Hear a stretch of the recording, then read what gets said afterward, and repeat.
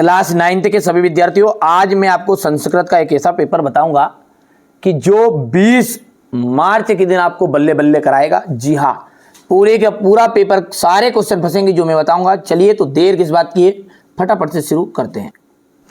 पहला है आपका बालकाय इति शब्द रूपम भवति। तो बालकाय में क्या है आपका, चतुर्थी विभक्ति है। राम शब्द से पंचमी विभक्ति किम, तो रामात आ जाएगा। नज्ञा इति रूपम भवति, नज्ञा जो है इसका रूप आपका बनेगा, तो यहाँ पर आ जाएगा इसका आपका रूप बनेगा ये तृतीया विभक्ति का। ठीक है भैया। इसके बाद में चौथा है फल शब्द से षष्ठी विभक्ति रूपम किम। फल का षष्ठी विभक्ति का रूप क्या जाएगा, फलस्य आ जाएगा। ठीक है। मुनिया रूपम भवति, मुनिया का जो रूप है वो आ जाएगा आपका तृतीया विभक्ति। अधोलिखितेषु अव्यय पदम नास्ति, अव्यय पद नहीं है। देखो प्रा क्या है आपका, ये उपसर्ग है।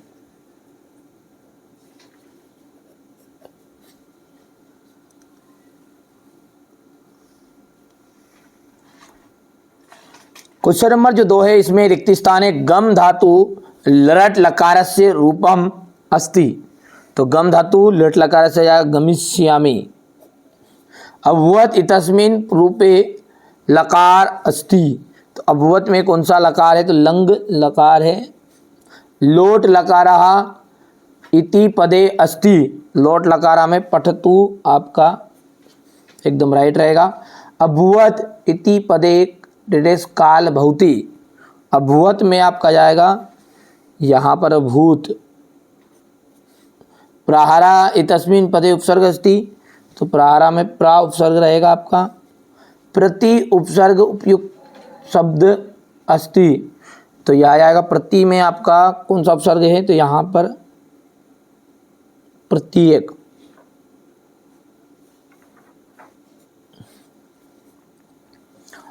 अब है क्वेश्चन नंबर 3 में जोड़ी, जो कि ध्यान से देखना आप सभी बच्चों को। पठी तुम में तुमन प्रत्यय है। करनियम में अनियर प्रत्यय है।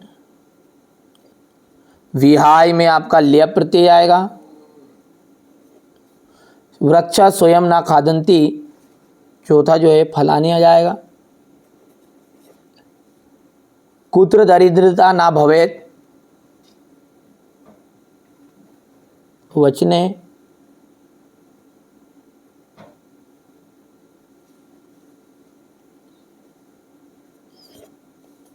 और कुंभ करा घाटान रचिता, तो जीविका अहता। हो गया, चलिए आगे बढ़ते हैं। अब एक वाक्य में उत्तर। खिन्नः बाला अन्यो पदियो विशेषण पदम किम, तो यहाँ पर आपका खिन्ना एकदम राइट रहेगा, है ना। धनुर्धर अर्जुनः अत्र विशेष्य पदम अस्ति, तो अर्जुनः।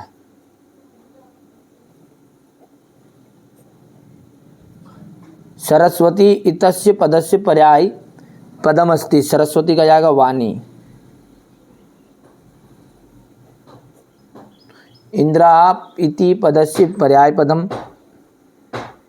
इंद्रा का जाएगा शक्र। शीघ्रम का विलोम पद आ जाएगा मंदम। वृद्धा का आपका जाएगा युवा।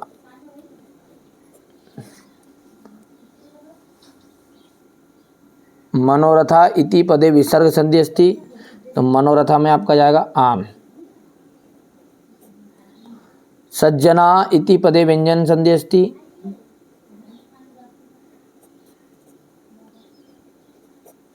उमा प्लस ईसा इति मिलित्वा उमेशा भवति, आम रहेगा।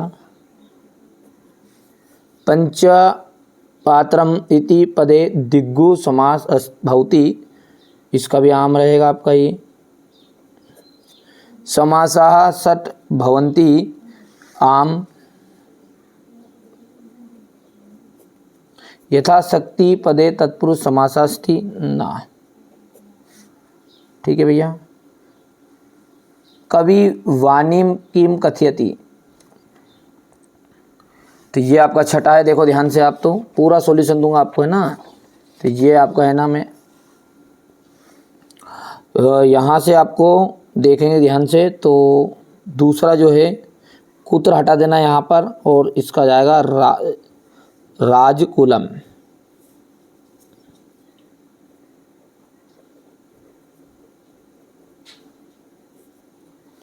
जंतवा केन, तो ये केन हटा देना है आपको, और प्रिय वाक्य प्रादनैन आ जाएगा।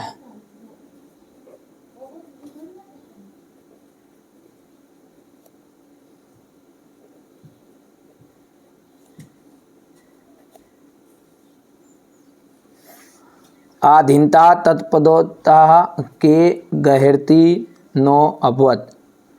ठीक है, इसका आपका देख सकते हैं। ठीक है, बहुत सारी चीज़ें क्या है अगले वीडियो में बता दूंगा मैं आपको, है ना, बच्चों के द्वारा कंप्लीट करा के, बहुत सारी चीज़ें नहीं भरी हुई है, तो बच्चों ने यहाँ से आगे बढ़ते हैं। यहाँ से आप क्वेश्चन नंबर 9 को देख सकते हैं। ये क्वेश्चन नंबर 10 रहेगा आपका। क्वेश्चन नंबर 11 को देखो, निर्धना स्त्री को हटा देना है यहाँ से और का लिख देना है। यहाँ से वृक्षा हट जाएगा, के आ जाएगा, के फलम खादंती, और के फलम ना खादंती। कौन फल नहीं खाता? तो वृक्ष नहीं खाता, और सब खाते हैं, और क्या खाते? खलनाम मैत्री वाले का आपका यहाँ पर के साम आ जाएगा ना। अब है क्वेश्चन नंबर 12 जो है, काकिम कथ्यते सूर्य तापा तपेत, तो इसका वृद्ध आ जाएगा।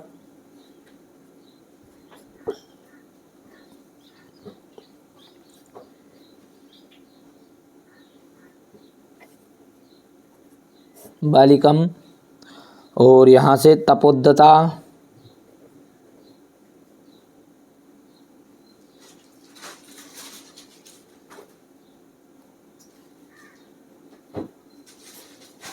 नहा जाने तपोद्धता, तो यहाँ से जाएगा आपका ये।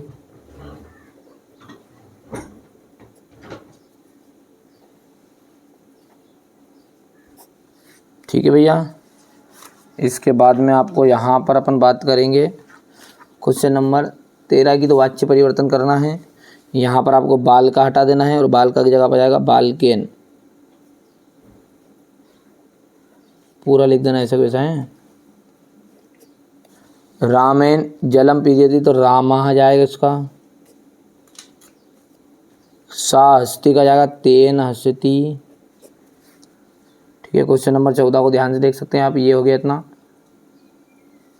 ठीक है भैया, क्वेश्चन नंबर 15 है, तो श्री गणेशम नमः, तो हो जाएगा श्री गणेशाय नमः।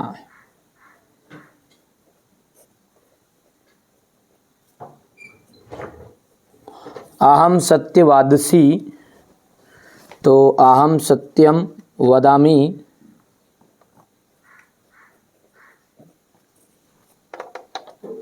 महेश फलाय खादति, तो फलम खादति।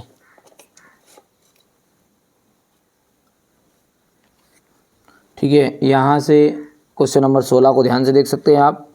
ठीक है, इसका जाएगा विनाम,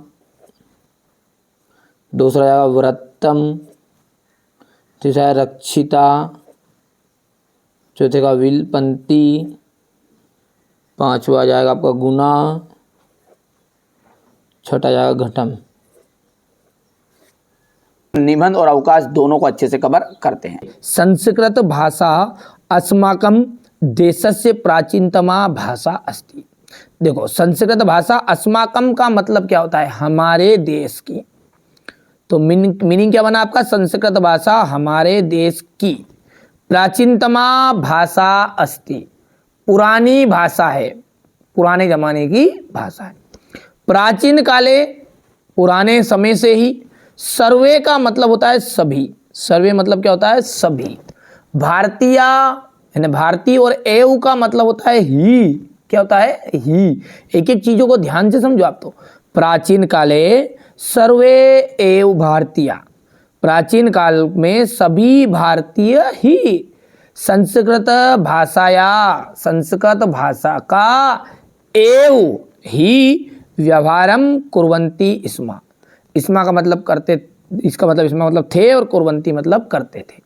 ठीक है, तो क्या बना लाइन का अर्थ कि प्राचीन काल में सभी भारतीय ही संस्कृत भाषा का व्यवहार करते थे। यानी हम जो बोल रहे हैं, अपन जो बोल रहे हैं, अभी आज किस में बोल रहे हैं, हिंदी लैंग्वेज में बोल रहे हैं। इसी तरह पुराने जमाने में लोग व्यवहार की भाषा जो थी वो थी संस्कृत थी। 2 लाइन समझ में आई तो हाँ करो, ध्यान से समझो। मेरा उद्देश्य ये है कि आपको एक एक चीजें क्लियर हो।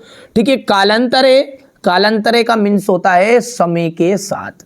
कालांतरे का मतलब होगा समय के साथ। विविधा यानी कि विविध, प्रांतीय राज्य, भाषा प्रचलिता अवन, समय के साथ विभिन्न प्रांत की भाषा प्रचलित हुई।